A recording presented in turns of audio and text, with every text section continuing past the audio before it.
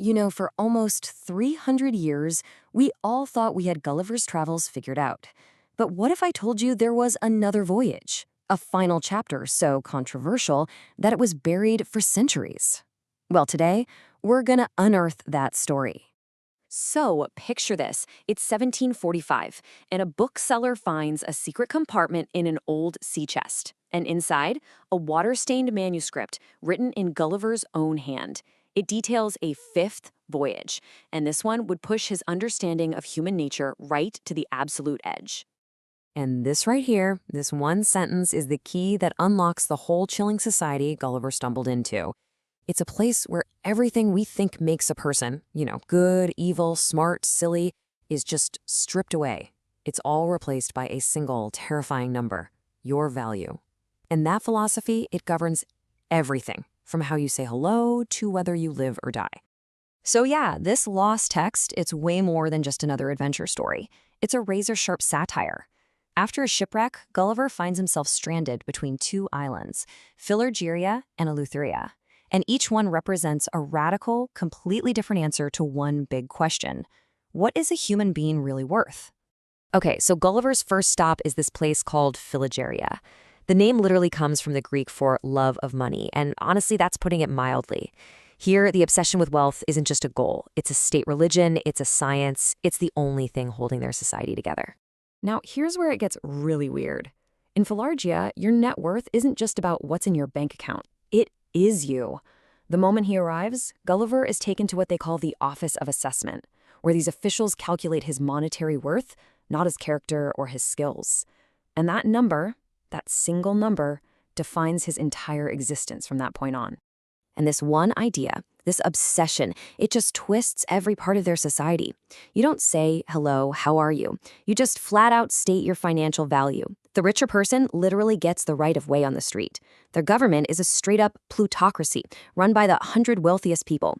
And in a courtroom, justice isn't blind, it's on a sliding scale based on your bottom line. Some of the details Gulliver writes about are just surreal. He sees farms where they're not growing food, they're trying to grow actual gold coins. He sees rich people so wrapped up in counting their money that they literally forget to eat and just starve to death surrounded by piles of wealth. Every single part of life, from marriage to art, is stripped of all meaning and just given a price tag. And get this quote from a Philargyrian priest, or an economist as they call them.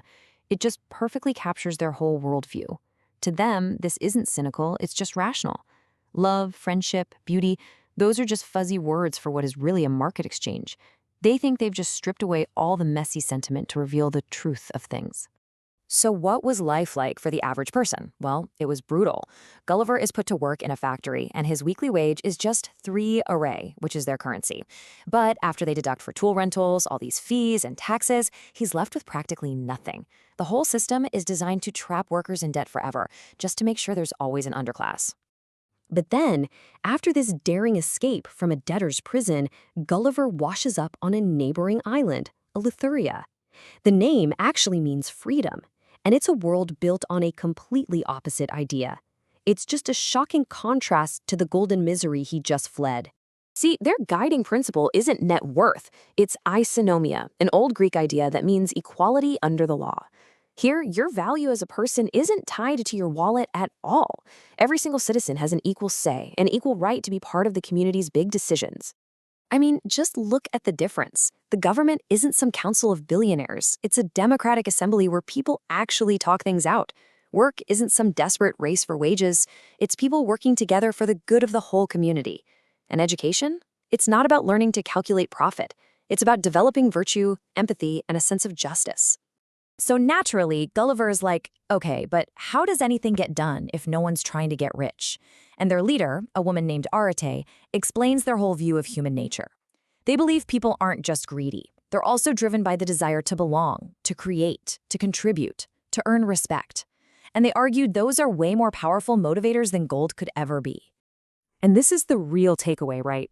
This lost voyage isn't just a fantasy story about two weird islands. It's a parable. Philargyria and Eleutheria are two possible futures, two paths we could go down.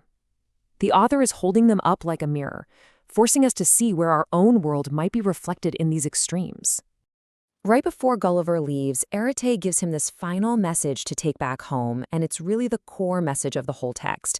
It's a plea to remember that the way our society is set up is a choice, not something that's inevitable, and that the path of pure self-interest, the path of Philargyria, well, it leads to a kind of spiritual death.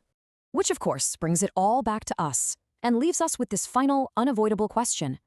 The original Gulliver's Travels was written to make fun of 18th century Europe. If this lost voyage is a mirror for our time, what unsettling reflections of our own 21st century world do we see looking back at us from the golden, hungry streets of Philargyria?